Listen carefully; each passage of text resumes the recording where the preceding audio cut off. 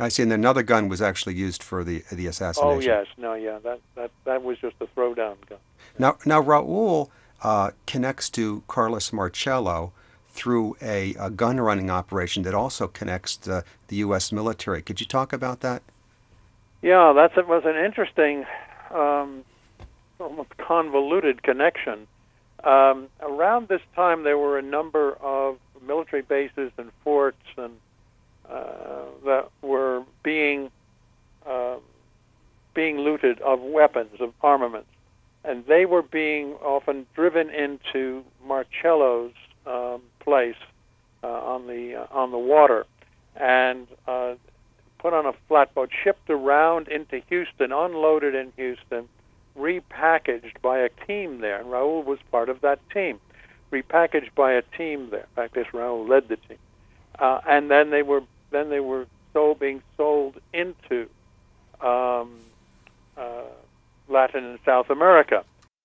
Two of the people who drove the grunts, soldiers who drove the truck with weapons in, were a part of the sniper unit that was really coincidental. The sniper unit that was in Memphis as a backup unit. Well, now, could you talk about the 902nd Military Intelligence Group and, in general, what the U.S. military domestic spy operations that they were involved in the years preceding the assassination? Well, I think the military's been far more active and involved in domestic espionage and surveillance on American citizens than has ever been revealed. When Ramsey Clark would not sign an authorization for wiretapping on Dr. King and his residence and his church, and so forth, Hoover then went to his buddies in military intelligence under Bill Yarborough, was the assistant chief of staff for intelligence, and they had the military involved in the surveillance of Dr. King. So it was a very extensive operation. The Deuce was right in the middle of all of it. You mentioned that the 902nd was deployed in small units throughout 67 and 68, and that they carried mug books of black leaders. Yeah, that's what I was told, that they had small units, often sniper units, and they carried mug books of community leaders who were deemed hostile and to be neutralized in one way or another. Now some of your information about the 902nd and the military involvement of the events of April the 4th comes from a man named Warren. Those are pseudonyms. Warren and Murphy are pseudonyms to protect. I try to protect people who are still alive, and certainly people who tried to provide us with information and help us. They're out of the country, but and they provided information. They were members of the sniper unit. They provided information through Steve Tompkins, who the same journalist who became aware of their presence in Memphis. Now, you say that Warren was a member of something called Alpha 184 team. Can you talk about the activities of the team on April 4th?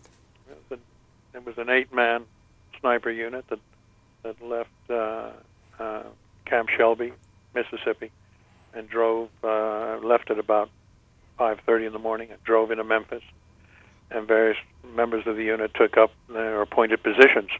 And their task was, so they thought, was to take out Andrew Young and Martin King. And Andrew Young was a bit of a surprise, but they had two sniper units, two sniper teams, and one of them, the one on top of the railroad building, was to take out Andrew Young. And that they thought was their job. And they were in position and ready to go. And then what happened was the sniper was a civilian sniper. And they were the backups, in my view, to that civilian sniper. The civilian sniper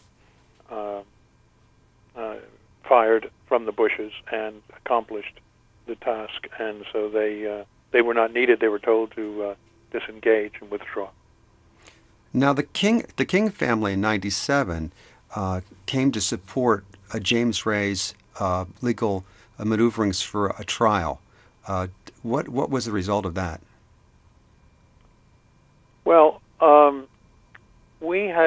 were two trials that one can say are connected with this whole thing. One back in '93, which related to evidence that we had at the time, and it was actually a television trial, but it was unscripted and it was bitterly fought with an independent jury and a former federal judge presiding.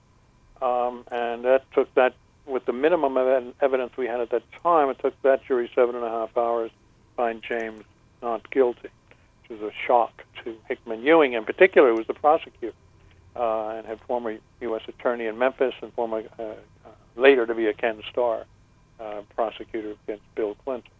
So that was one then, and that, by the way, opened the floodgates to a lot of information that we didn't have. It started coming. Okay, the second trial, the one to which you're referring, was the civil trial, which was an actual civil trial. So you chose a civil route then? It was the civil route whereby the King family would sue Lloyd Jowers and others, including agents of the United States and agents of the state of Tennessee and city of Memphis, for conspiracy to kill Martin King. Jowers was the key defendant in that trial. Did they seek damages, monetary? No, they only sought, well, they did, but only to the extent that it was required to pay the burial cost. And that the equivalent of the burial cost. And that trial took place in 1999 in Memphis? Yeah, it took place in 1999 in Memphis, and it lasted for 30 days, had 70 witnesses. Probably never before in history has an assassination been so well documented and detailed under oath. And what was the jury's verdict? The jury found for the King family that a conspiracy existed, and took them 59 minutes. And they only attributed 30% of the responsibility to Lloyd Jowers, and the rest they attributed to the government. So they determined that Lloyd Jowers participated in the conspiracy, but that others, including government agencies, also participated. Yes, absolutely. And what was the media's reaction to the verdict?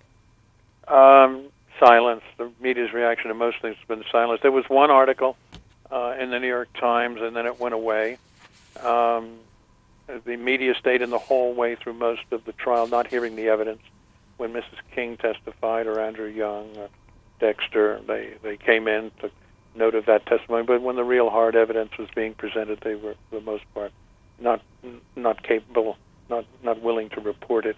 So the American people, most American people, don't even know the trial took place. Well, thanks very much for being with us, Mr. Pepper. You're listening to History Counts, and we've been talking about the assassination of Martin Luther King with attorney William Pepper, author of An Act of State, The Execution of Martin. Thank you for joining us. History Counts is produced by MDR Productions, Inc., and engineered by David Schwartz. Please visit us at historycounts.org, where you can listen for free to an archive of this program and others.